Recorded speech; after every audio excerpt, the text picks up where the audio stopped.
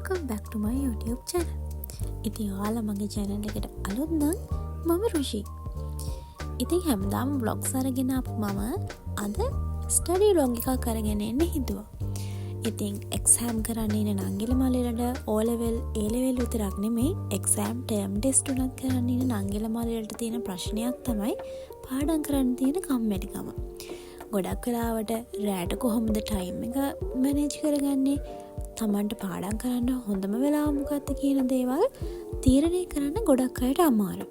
ඉතින් ඒ අය වෙනුවෙන් තමයි පුංචි ටිප්ස් ටිකක් සහ ස්ටඩි ප්ලෑන් එකක් කරගෙන මම මගේ ස්ටඩි ව්ලොග් එක ඔයාලට අරගෙන ආවේ. ඉතින් මම මේ පාඩම් කරන විදිහේ වීඩියෝ එක බලන ගමන් ඔයාලා පාඩම් කරනකොට කරන වැරදි මොනවද සහ ඒ වැරදි කොහොමද නිවැරදි කරගන්නේ කියන එක මම කියන්න. ප්‍රධානම දේ තමයි හරියට ෆෝකස් එකක් නැතිකම. ඒ කියන්නේ දැන් O level වගේ කරන කෙනෙක්ට නම් විෂයන් 12ක් 13ක් තියෙනවා. එහෙම කෙනා දන්නේ නැහැ හරියට ෆෝකස් එකක් නැති වුණාම මම මොන සබ්ජෙක්ට් එකද පාඩම් කරන්න ඕනේ කියන එක.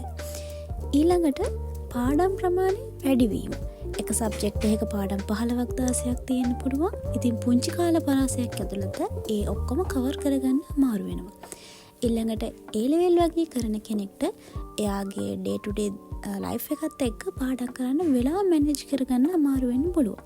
ඉතින් ඔන්න ඔය දේවල් තමයි ප්‍රධාන වශයෙන්ම අපිට පාඩම් කරනකොට සිද්ධ වෙන වැරදි. ඒ වගේම තමයි මොබයිල් ෆෝන් එක. මොබයිල් ෆෝන් එකට ඇඩික්ට් වෙන එක, එතකොට එක දිගට පාඩම් කරන්නේ නැති එක, පාඩම් කරන අතරට මොබයිල් ෆෝන් එක යූස් කරන එක, ඒ වගේම තමයි මොබයිල් ෆෝන් එක මගෙන් පාඩම් කරන්න යනවා කියන්නේ YouTube එකකින් බලනවා හිමයි කියලා ගියාට වෙන කියන්නේ ෆෝකස් එක අවුට් යනවා. ඒ වගේම තමයි අධික වෙලාවක් එක දිගට පාඩම් කරන එක. ඒ කියන්නේ පැය ගාණක් පැය දෙකක් තුනක් එක දිගට පාඩම් කරන එක නිෂ්ඵල දෙයක්.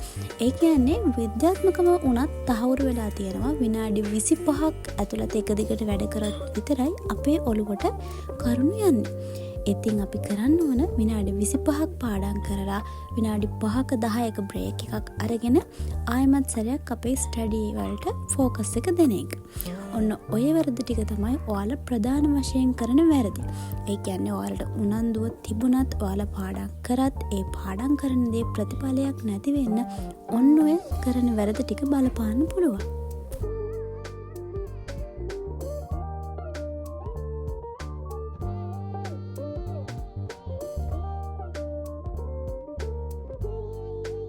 හරි. අපි දැන් කතා කරමු සොලියුෂන් එකක් විදිහට අපිට මොකක්ද කරන්න පුළුවන් කියන එක. ඉස්සෙල්ලම ස්ටඩි ප්ලෑන් එකක් තියෙන්න ඕන. ඒ කියන්නේ ඔයා අද දවසේ වැඩ ටික ඉවර කළා ඔයා හෙට දවසේ ප්ලෑන් කරන්න. ඔයා මේ වෙලාවට නැගිටින්නේ මේ වෙලාවල් වලට තමයි මේ සබ්ජෙක්ට් කරන්නේ. මට මේ දේවල් තමයි කරන්න තියෙන්නේ. අන්න ඒ කරන්න තියෙන දේවල් ටික මම මේ වෙලාවට වෙන් කරනවා කියන එක ඔයා ප්ලෑන් එකක් තියාගන්න. ඊළඟට ප්‍රධානම දේ විදිහට තමයි ඔයාලා කරන පාඩම් කොටස. ඒ කියන්නේ ඔයාලා පාඩම් කරන දේ ඔයාලට ආස හිතෙන විදිහට කරන්න. ඉස්සෙල්ලා ඔයාලා වටපිටාව ලස්සනට හදාගන්න. ඔයාගේ කාමරය අස් කරලා, ඇඳ අස් කරලා, ඔයාගේ ටේබල් එක අස් කරලා ඔයාට පාඩම් කරන්න ආස හිතෙන විදිහට ඔයා වටපිටාව හදාගන්න. පාඩම් කරන එක එපා වෙන ලොකුම හේතුවක් තමයි ඔයාට ඔයා කරන වැඩේ කිසිම සැටිස්ෆැක්ෂන් එකක් නැති වෙන එක. ඉතින් ඔයාට ඒකෙන් බේරෙන්න කලර් පෙන්ස් යූස් කරන්න පුළුවන්, හයිලයිට් යූස් කරන්න පුළුවන්, ඊළඟට ෂෝට් නෝට් ගහන්න පුළුවන්. එතකොට ප්‍රධාන වශයෙන්ම ඔයාලා කරන දේ මතක හිටින්නේ නම් ඔයා කියවන දේ ෂෝට් කරලා තව තැනක ලියන්න පුළුවන්. ඒ වගේම තමයි මම කරන ටිප් එකක් විදියට මෙහෙම වගුවක් ගහලා ඔයාලා පාඩම් කරන එක විනාඩි 10ක් එක කොටුවක් විදියට සලකන්න. ඔයාලා පැය භාගයක් පාඩම් කරනවා කියන්නේ එතකොට විනාඩි 10ව 3ක්නේ. එතකොට ඔයාට කොටු 3ක් පාඩම් කරන්න පුළුවන්. ඒ වගේ ඔයාලා විනාඩි 10න් 10ට පාඩම් කරන ගමන් ඔයාලා ඒ කොටු ටික ෆිල් කරන්න.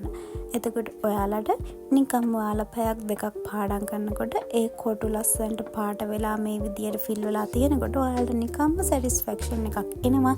මම මෙච්චර පාඩම් කළා නේද කියලා. අන්න ඒක ප්‍රධානම දෙයක්.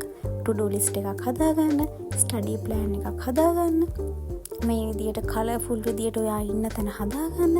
ඒ වගේ ටිප්ස් පාවිච්චි කරලා ඔයාගේ පාඩම් කොටස වෙන් කරන්න. මට මේ මං පාඩම් 5ක් මේ සතියට පාඩම් කරනවා. ඊළඟ පාඩම් 5 මං ඊළඟ සතියට පාඩම් කරනවා කියලා ඔයාලා පාඩම් බෙදා ගන්න. එතකොට ඔයාලට නිකම් ඔයාලා පාඩම් කරන එක ඔයාලා ආසම දෙයක් වෙනවා. ඉතින් ඔයාලගේ ඕනම එක්සෑම් එකක් ඔයාලා හිතනවටත් වඩා හොඳට පාස් වෙන්න මම කියපු ඒ ටිප්ස් ටික අනිවාර්යෙන්ම ෆලෝ කරන්න.